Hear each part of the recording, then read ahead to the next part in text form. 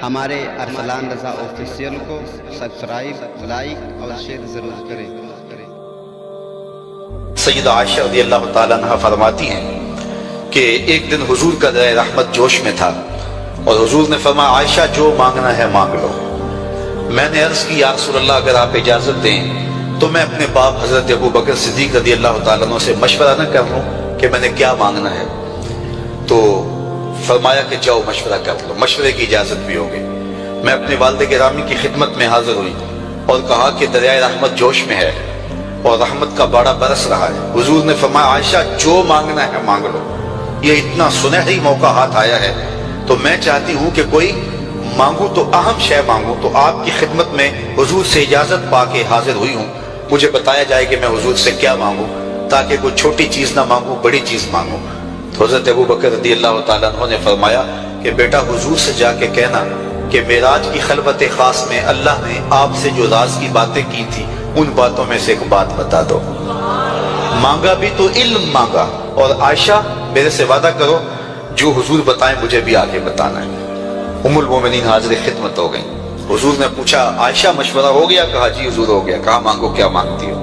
کہا حضور معراج کی خلوت خاص میں جب اللہ کے حضور حاضر ہوئے رب نے آپ سے راز کی باتیں کی تو ان باتوں میں سے ایک بات بتا دیں۔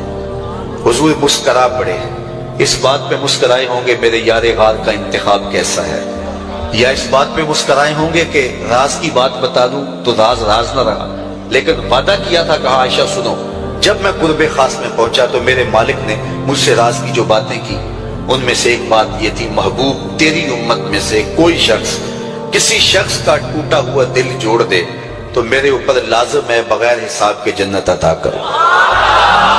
ام المومنین بہت خوش ہوئی اور اپنے والد گرامی سیدنا ابو بکر صدیق رضی اللہ تعالیٰ عنہ کے پاس آئیں اور ساری کہانی سنائی۔ بہت خوش تھی، لیکن حضرت ابو بکر صدیق رضی اللہ تعالیٰ عنہ نے سنا تو رونے لگے۔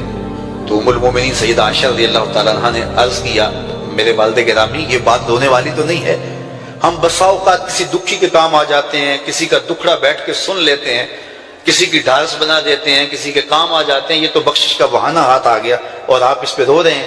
تو فرمانے لگے عائشہ اس کو معکوس بھی پڑھو، تصویر کا دوسرا رخ بھی دیکھو، اگر کوئی شخص کسی کا ٹوٹا ہوا دل جوڑ دے تو بغیر حساب کے جنت میں جائے گا، اس کا دوسرا رخ یہ ہے اگر کوئی کسی کا دل توڑ بیٹھے تو سیدھا جہنم میں جائے گا۔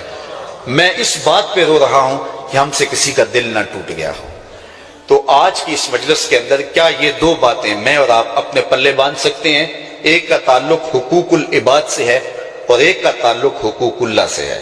حقوق اللہ میں سب سے اہم چیز نماز ہے اور پہلا سوال قیامت کے دن نماز کا ہی ہوگا۔ بلکہ حضور نے معراج میں جو مختلف مظاہرے دیکھے ان میں ایک چیز یہ بھی دیکھی، کچھ لوگوں کے سر پتھر سے کچلے جا رہے تھے، پھر صحیح ہو جاتے، پھر کچلے جاتے۔ جبریل سے پوچھا یہ کون لوگ ہیں؟ تو کہا آپ کی امت کے یہ لوگ وہ لوگ ہیں کہ جن کے سر نماز سے بھاری رہتے تھے۔ نماز کا کہو نہ بے نمازی کو، تو وہ پہلا بہانہ تو یہ لگائے گا کہ میرے کپڑے ٹھیک نہیں ہیں۔ میرے بزرگ فرمایا کرتے تھے تیرے کپڑے کیسے پاک ہو سکتے ہیں، تو رب کے حضور جھکنا نہیں جانتا، آ اس کے حضور جھکنا سیکھ لے، وہ تیرا لباس بھی پاک کر دے گا، تیرا دل بھی پاک کر دے گا۔ تو دوسرا بہانہ یہ ہوتا ہے کہ ہفتے کو شروع کروں گا جی، پہلی تاریخ سے شروع کروں گا۔ یہ وہ بندہ کہہ رہا ہے، ہفتے کا وقت وہ دے رہا ہے جس کے پاس ایک لمحہ بھی اپنا نہیں ہے، جس کو یہ نہیں پتا کہ اٹھنے والا اگلا قدم کہاں ہوگا۔ وہ کہتا ہے انشاءاللہ ہفتے سے شروع کروں گا، فجر سے شروع کروں گا۔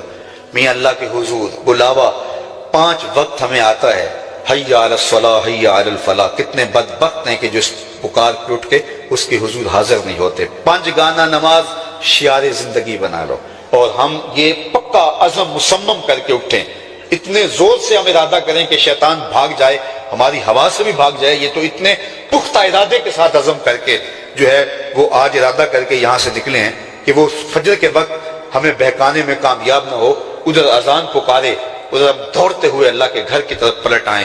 ہم یہ عزم کریں کہ آج کے بعد نماز نہیں چھوڑیں گے۔ اللہ مجھے آپ کو 5 گانا نماز کی توفیق نصیب کرے اور ہمیں توفیق نصیب کرے کہ ہم کسی کے دل شکستگی کا سامان نہ کریں۔ ٹوٹے ہوئے دل جوڑ سکیں تو ضرور جوڑیں، اور کسی کا دل توڑنے سے ہم گریز کریں اور اپنی زندگی کو ایک خوبصورت پیغام